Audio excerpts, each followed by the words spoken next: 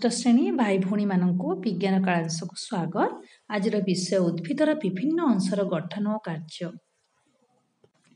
आम उद्भिद देखीचु, उद्भिदर विभिन्न अंश को आम देखीचु। उद्भिदर आम मूल को माटी तले मूल जो थाए ताकू आम देखिनु, किंतु आम कांड, फूल, फल, पत्र सबको आम अनुभव करिचु। आम यह विषय अनेक तथ्य जानी सारिचु। आज देखिबा आमे ए उद्भिदर मूलर, पत्रर एवं विभिन्न तार अंशर कार्य कण, मूलर प्रकार, मूल माटी तलकू जेतेबेले जाए ता भीतर को जाए मंजीरु गजा हुए, किंतु मूलटी किछि दुई प्रकार मूल देखि थाउ। ए देखुच गुच्छ मूल। ये जो वीडियो देखिलो गोटे जो प्रधान मूल रही ताहा ता देहरु शाखा प्रशाखा ए सबु आमे देखि थाउ, किंतु गुच्छ मूल गोटे गुच्छ होइकी मूल बाहरी थाए। ए देख चित्र रे कौन अच्छी टोपी अंशटी अच्छी, एटा होची मूलर अग्रभाग। आ ए टोपी अंश को कहा जाए मूल त्राण। यह मूल को माटी सह खसी होई क्षय हेबारु रक्षा करे। यह को तेणु मूल त्राण कहा जाए। ता ऊपर को अच्छी वर्धनशील अंश एवं वर्धनशील अंशटी मूल को वृद्धि रे सहाय्य करे। आ छोट छोट लोम अच्छी, या कहा जाए मूल लोम। यह जल शोषण करिबारे सहाय्य करे।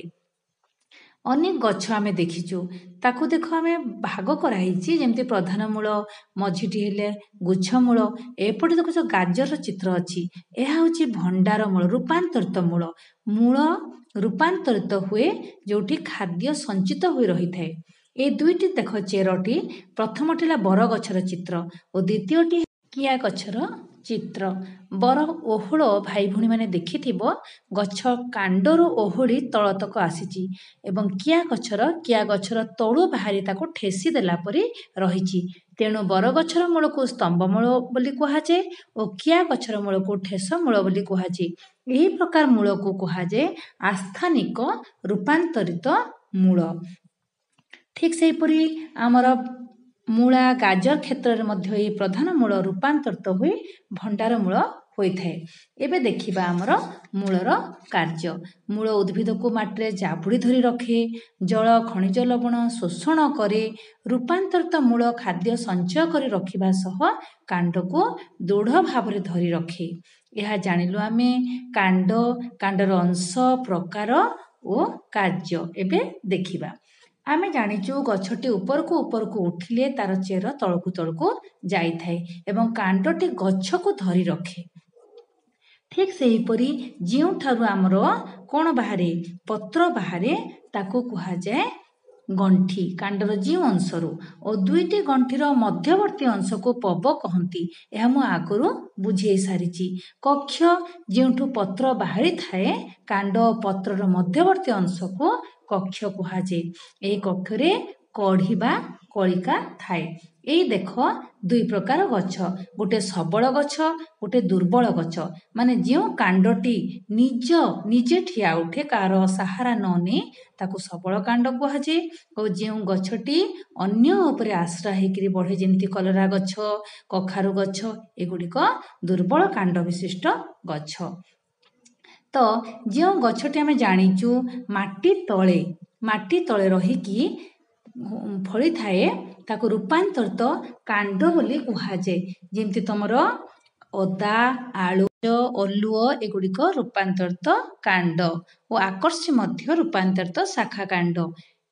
वर्तमान देखिबा कांड उद्भिदर विभिन्न अंश को धरी रखे। कांडर कार्य एगुड़िक सूर्यलोक पाइबारे सहाय्य करे, मूल द्वारा शोषित जल खनिज लवण को गछर विभिन्न अंश निकट में पहुंचाई थाए, पत्र प्रस्तुत खाद्य गछर सबु अंगरे पहुंचाए, रूपांतरित कांड रूपे माटी तले खाद्य संचय करिथाए। ए होची कांडर कार्य। वर्तमान देखिबा पत्र। पत्र समस्त जानिच, छोट बड़ विभिन्न प्रकार पत्र अछि। पत्र थिबा ओसारिया अंश को फलक कहा जाए और तले जो अछि ताको वृंत कहा जाए। एठी मध्य अछि शाखा प्रशाखा मध्यशिरा फलक रहिछि।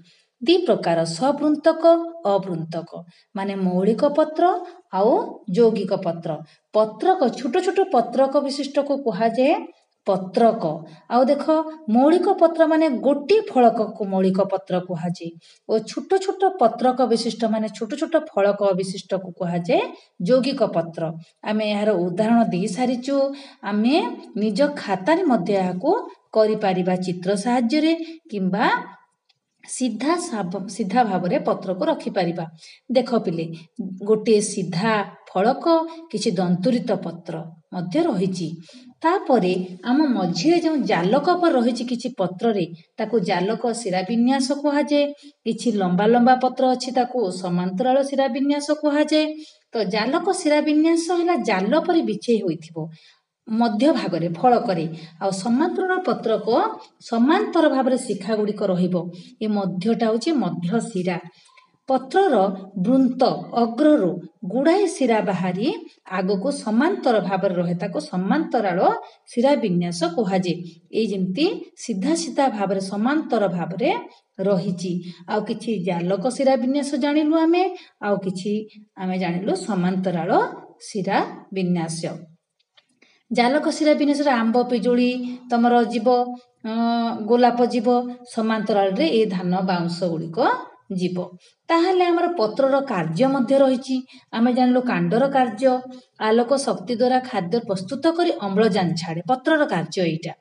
ପତ୍ର ଦେହରେ ଥିବା ଛିଦ୍ର ଦ୍ୱାରା ଅମ୍ଳଜାନ ନେଇ ଅଙ୍ଗାରକାମ୍ଳ ଛାଡ଼େ, ତାକୁ ଶ୍ୱସନ କୁହାଯାଏ। ଆଉ ଉତ୍ସେଦନ ପ୍ରକ୍ରିୟା ଜଳୀୟ ବାଷ୍ପ ତ୍ୟାଗ କରିଥାଏ। ଆମେ ଏଇ ପାଠ ଗୁଡ଼ିକ ଜାଣିଛୁ ପତ୍ରର କାର୍ଯ୍ୟ। ପତ୍ରକୁ ରୋଷେଇ ଘର ମଧ୍ୟ କୁହାଯାଏ ଆମେ ଜାଣିଛୁ। ଆଉ ଫୁଲ ନଥିଲେ ଫଳ ମଧ୍ୟ ହେବ ନାହିଁ। ଫୁଲ ମଧ୍ୟ ଆମର ଗୋଟିଏ ବୃକ୍ଷର ମୁଖ୍ୟ ଅଂଶ। ଏବେ ଜାଣିବା ଆମେ ଫୁଲର କାର୍ଯ୍ୟ କ'ଣ। ଏଇଟା ଯେ ମନ୍ଦାର ଫୁଲର ଚିତ୍ରଟି ଦିଆହେଇଛି, ତା ପାଖୁଡ଼ାକୁ ଆମକୁ ଦଳ କୁହାଯାଏ। ତ ବିଭିନ୍ନ ପ୍ରକାରରେ ଭାଗ କରାହେଇଛି। ବୃନ୍ତ କୁହାଯାଏ, ଦଳ ବା ପାଖୁଡ଼ା କୁହାଯାଏ, ପୁଂକେଶର କୁହାଯାଏ। ଆଉ ମଝି ଅଂଶ ତାକୁ ଯେତେବେଳେ ଫୁଟେ ଭିତରେ ଗର୍ଭ କେଶର ରହିଛି। ତ ଫୁଲ ଫୁଟିଲେ ହିଁ ଆମର ଏଇ ଯୋଉ ଦିଶିଲା ଦଳ ଚକ୍ର, ନହେଲେ ଆମର କଢ଼ି ଅବସ୍ଥାରେ ରହେ, ତାହା ହେଉଛି ବୃତ୍ତି ଚକ୍ର। ତାହେଲେ ଦ୍ୱିତୀୟ ଚକ୍ର ହେଲା ଫୁଲ ଦଳ ଚକ୍ର। ଆଉ ଫୁଲ ଫୁଟିଲେ ଆମକୁ ତାପରେ ଆମର ଏଇ ପୁଂକେଶର ଦେଖାଯାଏ, ଇଏ ତୃତୀୟ ଚକ୍ର। ଆଉ ଭିତରେ ଅଛି ଗର୍ଭ କେଶର, ସେଟା ହେଉଛି ଚତୁର୍ଥ ଚକ୍ର। ଗୋଟେ ଫୁଲ ଆଣିକି ନିଜେ ମଧ୍ୟ ଦେଖିଛୁ ଆମେ ପରୀକ୍ଷା କରି, ଏଟା ହେଉଛି ବୃନ୍ତି। ତ ଯୋଉ ଭିତରେ ଅଛି ଦେଖ ଗର୍ଭକେଶର ଦଳ, ଏଟା ହେଉଛି ପୁଂକେଶର। 10ଟି ପୁଂକେଶର ଅଛି, 5ଟି ଦଳ ଚକ୍ର ଅଛି। ଏଇ ମଧ୍ୟ ଭାଗରେ ଗର୍ଭକେଶର, ଏଗୁଡ଼ା ହେଲେ ପୁଂକେଶର ଯୋଉ ଚିତ୍ର ଦେଖୁଛ। ସ୍ତ୍ରୀ କେଶର ମଧ୍ୟ କୁହାଯାଏ, ଗର୍ଭକେଶର ମଧ୍ୟ କୁହାଯାଏ। ଉପର ଭାଗରେ ପରାଗ ପେଟି ରହିଛି, ତା ଭିତରେ ରେଣୁ ଗୁଡ଼ିକ ଅଛି, ପରାଗ ରେଣୁ। ଆଉ ଭିତରେ ଗର୍ଭାଶୟ ଅଛି। ତ ଗର୍ଭ ଶୀର୍ଷ ରହିଲା, ଗର୍ଭ ଶୀର୍ଷ ମଝିରେ ଗର୍ଭଦଣ୍ଡ, ତଳେ ହେଲା ଗର୍ଭାଶୟ। ଯେତେବେଳେ ପରାଗ ପେଟିକା ପୂର୍ଣ୍ଣ ହୋଇଯାଏ, ଏହି ପରାଗ ପୂର୍ଣ୍ଣ ହୁଏ। ପୂର୍ଣ୍ଣ ହେଲା ପରେ ଅଗ୍ରଭାଗରେ ଗର୍ଭଶୀର୍ଷ, ମଧ୍ୟ ଭାଗରେ ଗର୍ଭଦଣ୍ଡ, ତଳ ଭାଗରେ ଗର୍ଭାଶୟ। ପାକଳ ପରାଗ ପରିପକ୍ୱ ଗର୍ଭଶୀର୍ଷରେ ଯେତେବେଳେ ପଡ଼ିବ, ସେତିକି ବେଳକୁ ପରାଗ ସଙ୍ଗମ ହେବ ଓ ମଧ୍ୟ ଭାଗରେ ଡିମ୍ବକୋଷ ଅଛି, ସେ ହେବ କ'ଣ ଫଳ। ଆଉ ମଞ୍ଜି ହେଉଛି ସେ ଡିମ୍ବକୋଷ, ଆବରଣ ରହେ ଫଳରେ, ଆଉ ତାର ନାଭି ସୂତ୍ର ସହିତ ସଂଯୋଗ ହୋଇଥାଏ। ଏହା ହେଉଛି ଫୁଲ ଫଳର ସଂଯୋଗ। ଫୁଲ ଫଳକୁ ଜନନ ଅଙ୍ଗ ବୋଲି କୁହାଯାଏ। ଏହା ହେଲା ଉଦ୍ଭିଦର ବିଭିନ୍ନ ଅଂଶର ଗଠନ ଓ କାର୍ଯ୍ୟ।